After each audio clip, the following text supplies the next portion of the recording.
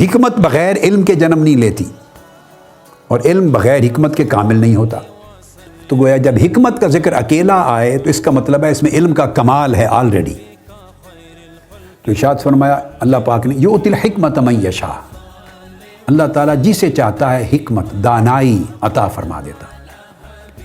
وَمَن یؤت الحکمہ فقد اوتی خیرا کثیرا وما یذکر الا اولو الالباب، اور جس کو حکمت عطا کر دی جائے سمجھے اسے خیر کثیر عطا ہو گئی۔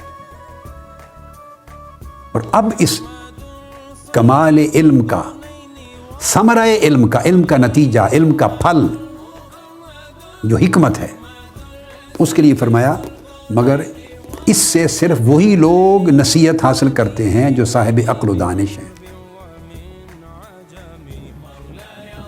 تو یہاں سے یہ معلوم ہوا کہ علم اور حکمت وہی فائدہ مند ہے جس سے بندے کو تذکر نصیب ہو، جس سے نصیحت حاصل ہو، جس سے دلوں کو ہدایت حاصل ہو۔ جس علم و حکمت سے دلوں کو ہدایت نہ ملے، دلوں کو تذکر نہ ملے، دلوں کو نصیحت نہ ملے، خیر اور شر کا امتیاز بندہ پیدا نہ کر سکے، اللہ کی طرف رغبت اور رجوع پیدا نہ ہو، آخرت کا فکر پیدا نہ ہو، تو سمجھیں وہ علم نہیں ہے، وہ حکمت نہیں ہے۔